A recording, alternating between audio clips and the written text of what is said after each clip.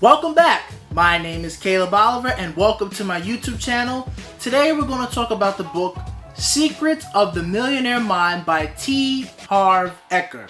But before we start, just comment the word down below, mindset, because that is the topic for today's video, having a millionaire mindset. Alright, let's get started.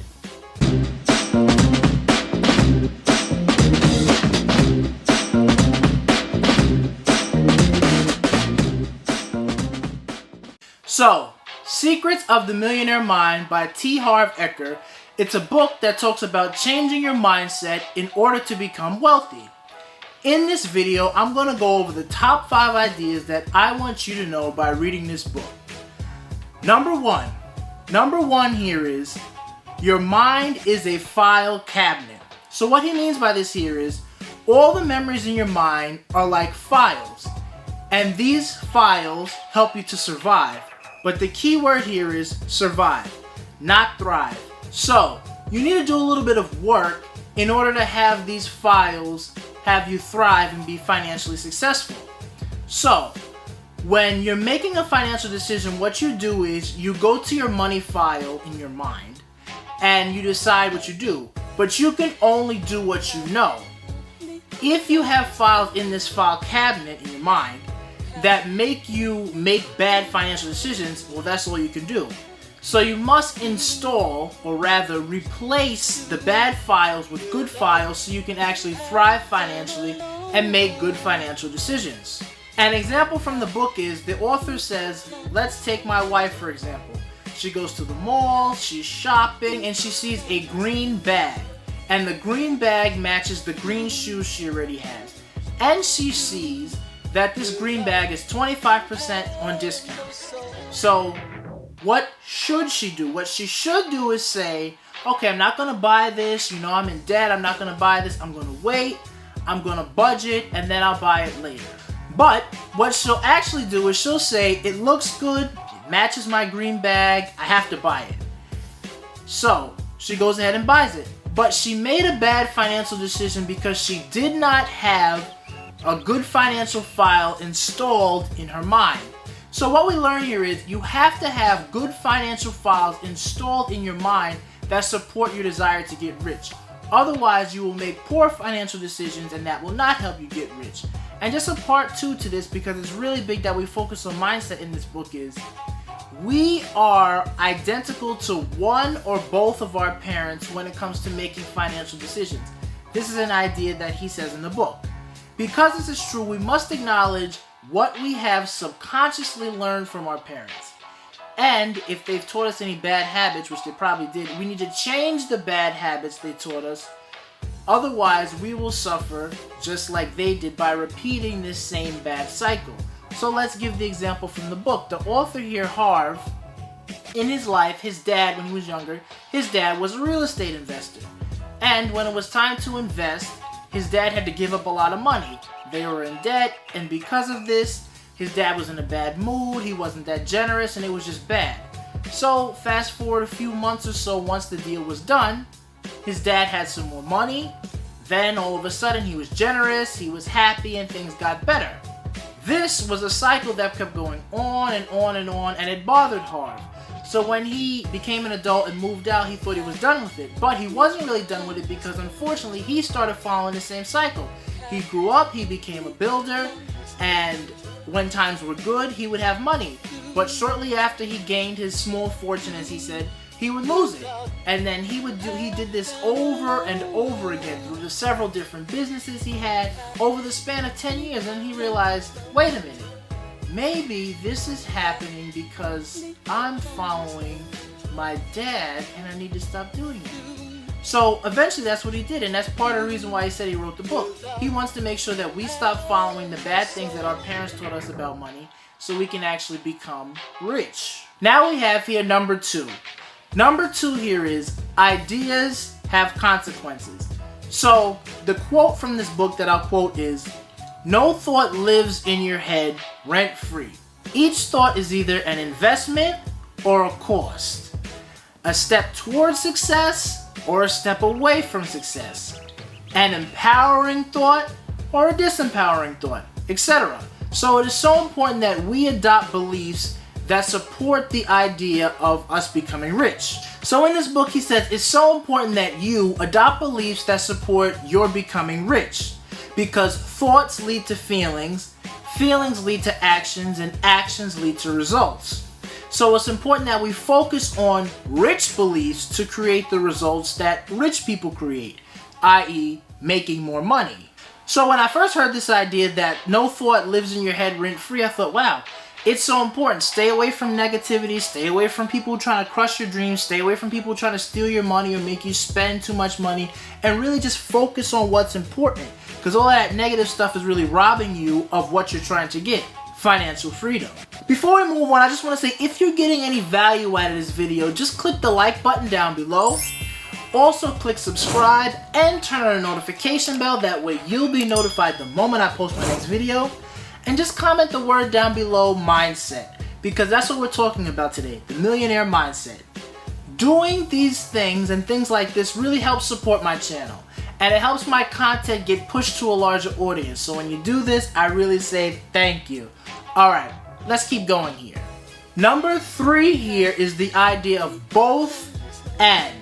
Now, rich people have an abundant mindset and they think in terms of both and.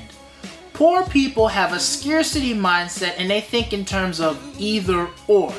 So let me give you some examples. If someone was to ask you, would you rather have a successful career or a happy family life? Most people would have to choose, but a rich person would say, I want both. If they asked you, would you want to focus on business or have fun and play? The rich person would say, I want both. And if they asked you, would you want money in your wallet or meaning in your life, the rich person would say both. The key here is when presented with these either or scenarios, the rich person comes up with a way to create a both scenario, but they have to be creative, because in life we're really taught you can't have your cake and eat it too, you can only choose one thing. But no, rich people have gone above that and found ways to be more creative, to have an abundant mindset of both. It's important to have a mindset like this because this is how you actually live the life you want and you get everything you want in life. You shouldn't really have to choose between one or the two, have both. This is especially true when it comes to having wealth, but the other things you want in your life, like health and family relationships and meaning. So go for it, find a way to do both in life. Now we have number 4. Number 4 here is earn what you're worth. So in this book, he tells us the idea that you can't get rich from a steady paycheck. Instead, you should get paid based on efforts and get paid on percentage. He says that this is how rich people get rich and this is how they prefer to be paid. And then he gives us some ways that they do this. You can do this by starting a business, you can do this by joining a multi-level marketing company, and you can even try asking your boss to change your position from a job to a contract position. He said you might think it's difficult, but it really isn't that difficult, and they may prefer to do this because there are tax advantages and your employer will actually end up saving money and you'll end up making some money. So you should go ahead and try that one out. The overall result of earning what you're worth is you make more money, you take advantage of the tax advantages, and overall you just have more freedom because you have more money. Now you can actually do what you want to do in life. Especially because the amount of money you make is not linked to hours worked. And another perk of working like this is it keeps you motivated to want to succeed because you'll know you earn more. So let me just give you a quick story. I work in the airport, and I won't say the company because I don't want to reveal it here, but it is a sales job and I make an hourly wage, but I also do make a commission. And through doing this, I learned what he was talking about in this example here. Based on your efforts, you get paid something. So I'll be honest, it's a minimum wage job. So after 2 weeks, I get paid about $850. But when I add on commission, because we get paid commission every month, my check is significantly higher. I've had checks of $1,200, $1,400, $1,600. I've even had one check that was slightly over $2,000. So imagine that. I was able to more than double my standard check just by doing things on my own efforts. So that goes to show it is beneficial to go out there and find a job where you can get paid on your efforts because you will make more money, and that is how you end up a one-way that you end up becoming rich. Now we have number 5, and this is the 6 accounts. You use these 6 accounts to achieve financial freedom. So in the book, Harv tells us about these 6 accounts, and I'll briefly go over them here. I'm actually going to do another video in the near future that goes into these more in depth because there is value here. But so as to not make this video too long, I'll just go over them briefly and then say the main point I want to say about these accounts. So, the first account he says you need is one for your needs. You would put 50% of your check in there, of course after taxes, and this is to pay for your bills, utilities, your food, your needs. Your second account here is for long-term savings. You put 10% of your check in there, and what this account is for, this is for your emergency savings or whatever you're saving for, maybe buying a home, things like that. That's what this account is for.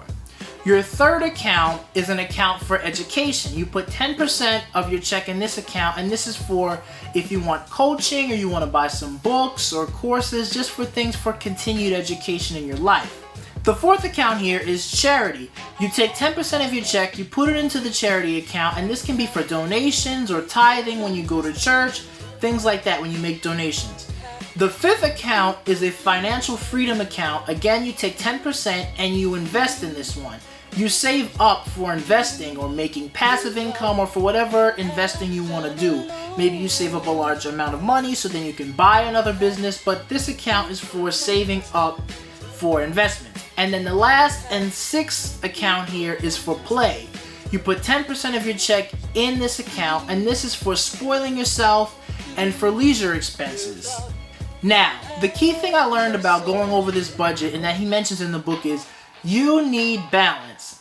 Yes, it's good to save and invest, but also it's important to spend. It's important to do this in balance because if you don't do it in balance, you may end up sabotaging your overall results. Because, for example, if all you do is spend, eventually you may feel guilty, and then even the act of spending will not become fun, and then you're sabotaging yourself. Also, you never saved any money.